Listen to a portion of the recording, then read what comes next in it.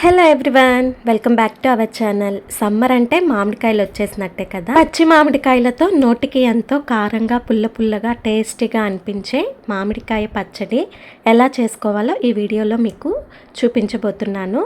Skip చేయకుండా last వరకు వీడియోని చూడండి. చాలా టేస్టీగా ఉంటుంది ఈ పచ్చడి. వేడి అన్నంలో నెయ్యి వేసుకొని తిన్నామంటే ఇంకా మాటలే ఉండవు, అంత బాగుంటుంది. ఇంకెందుకు ఆలస్యం, వీడియో స్టార్ట్ చేసేద్దాం, చూసేయండి. ముందుగా నేను ఒక 2 మామిడికాయలను తీసుకున్నాను. నేను దీనికి పీలేం తీయట్లేదు, ఇలానే కట్ చేసేస్తున్నా.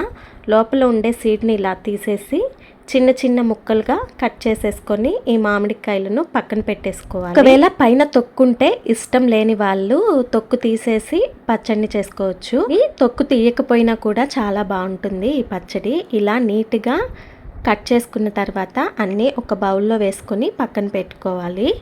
ఇప్పుడు ఈ పచ్చడి కోసం కావాల్సిన ఇంగ్రీడియంట్స్ ఏంటో చూద్దాం. ఇక్కడ నేను ఒక 15 వరకు ఎండుమిర్చి, ఒక 1 స్పూన్ వరకు జీలకర్ర, ఒక 2 స్పూన్స్ వరకు ధనియాలు, ఒక 1/2 స్పూన్ వరకు ఆవాలు, కొంచెం చింతపండు, ఒక 4-5 వెల్లుల్లి రెబ్బలు, కొన్ని మెంతులు తీసుకున్నాను.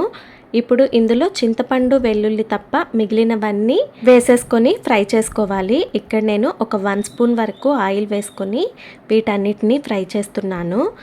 మీడియం ఫ్లేమ్లో పెట్టి మాడిపోకుండా ఎండుమిర్చి లోపలి వరకు వేగే విధంగా ఫ్రై చేసుకోవాలి. ఇలా వేగితే సరిపోతుంది. ఇప్పుడు వీటన్నింటిని ఒక మిక్సర్ జార్లోకి తీసేసుకోవాలి. ఇలా మిక్సర్ జార్లోకి తీసుకున్న తర్వాత ఇందులోనే టేస్ట్కి సరిపడా సాల్ట్ని, అలాగే కొంచెం పసుపు, అలాగే ముందుగా పక్కన తీసి పెట్టుకున్న చింతపండు, వెల్లుల్లిని కూడా యాడ్ చేసేసి కొంచెం హీట్ తగ్గే వరకు వీటిని పక్కన పెట్టుకోవాలి. ఇప్పుడు పోపు వేసేసుకుందాం. ఇప్పుడు స్టవ్ ఆన్ చేసి అదే కడాయిలో ఒక 4 to 5 స్పూన్స్ వరకు ఆయిల్ని వేసుకొని మినప్పప్పు, శనగపప్పు, ఆవాలు, జీలకర్ర, ఒక 3 ఎండుమిర్చి, కరివేపాకు కూడా వేసేసుకొని ఫ్రై చేసుకోవాలి. ఇలా పోపు వేగేటప్పుడు ఒక 1/2 స్పూన్ వరకు ఇంగువని వేసుకోవాలి. ఇంగువని వేయటం వల్ల పచ్చడి రుచి చాలా బాగుంటుంది.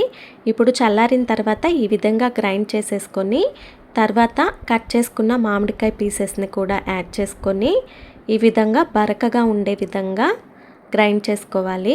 మరి పేస్ట్లా చేసుకుంటే పచ్చడి అంత టేస్ట్గా అనిపించదు. కాబట్టి ఇలా కొంచెం కచ్చా పచ్చగా గ్రైండ్ చేసుకుంటే పచ్చడి అన్నంలో కలుపుకొని తింటే బాగుంటుంది. టేస్ట్ చూసుకొని సాల్ట్ ఏమైనా తగ్గితే యాడ్ చేసుకోవచ్చు. నాకు ఇక్కడ సాల్ట్ తగ్గినట్టు అనిపిస్తే నేను 1 స్పూన్ వరకు యాడ్ చేశాను. ఈ పోపులో 1 నిమిషం పాటు ఈ పచ్చడిని వేయించుకుంటే టేస్టీ మ్యాంగో పచ్చడి రెడీ అయిపోయినట్టే. Thanks for watching. నెక్స్ట్ వీడియోతో మళ్ళీ కలుద్దాం. అప్పటి వరకు బాయ్.